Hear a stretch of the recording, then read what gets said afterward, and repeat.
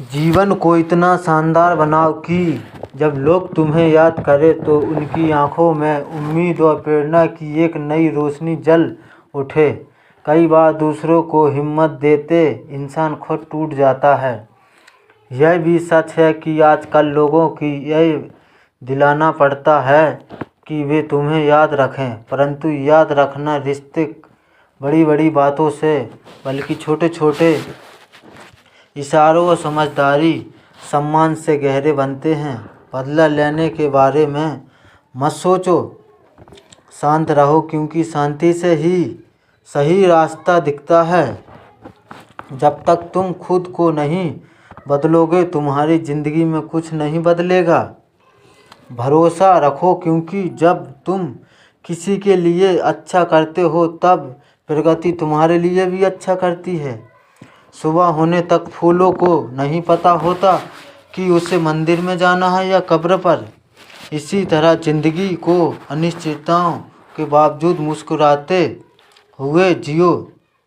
चिंता करने से कुछ भी नहीं बदलता। जो प्रेम में रहते हैं वे छल को नहीं समझ पाते, और जो छल में रहते हैं वो प्रेम को किसी का प्रेम नहीं समझ पाते।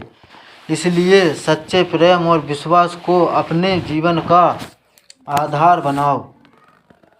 ध्यान इस बात पर मत दो कि कौन तुम्हारे साथ कैसा व्यवहार कर रहा है। ध्यान इस पर दो कि तुम खुद को कैसे बेहतर बना सकते हो।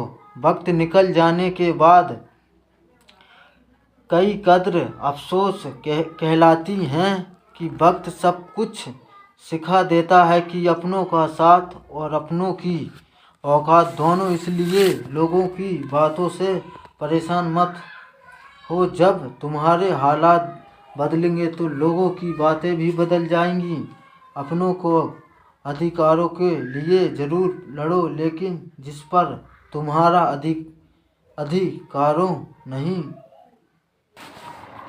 एक गरीब व्यक्ति किशन बुद्ध का शिष्य बनता है। एक दिन बुद्ध प्यासे होते हैं और किशन को पानी लाने भेजते हैं। किशन देखता है कि नदी में जानवर और पानी गंदा है, इसलिए वह लौट आता है। बुद्ध फिर पानी लाने कहते हैं। इस बार पानी साफ होता है। बुद्ध समझते हैं कि जैसे पानी शांत होने पर साफ होता है, वैसे ही मन शांत होने पर सही निर्णय लेने में मदद मिलती है। जब हम समस्याओं में तुरंत प्रतिक्रिया करते हैं तो हम सही रास्ता नहीं देख पाते हैं। शांत रहकर बिना किसी निर्णय के देखने से हमें अवसर और समाधान दिखते हैं। जीवन में हजारों लड़ाइयाँ जीतने से बेहतर स्वयं पर विजय प्राप्त करना है। यदि स्वयं पर विजय प्राप्त कर लिया तो फिर जीत हमेशा तुम्हारी होगी। इसे तुमसे कोई नहीं छीन सकता। यह कहानी और विचार हमें बताते हैं कि बाहरी दुनिया की समस्याओं से लड़ने के बजाय अपने क्रोध पर, भय और नकारात्मक विचारों पर काबू पाना सबसे महत्वपूर्ण है। जब हम खुद पर काबू पा लेते हैं तो कोई भी बाधा हमें रोक नहीं सकता। एक बार बुद्ध से एक हठीला शिष्य पूछता है कि उसे क्या संकल्प लेना चाहिए। बुद्ध उसे एक मुश्किल संकल्प देते हैं जिसे वह पूरा नहीं कर पाता। फिर वह शिष्य खुद ही हार मान लेता है।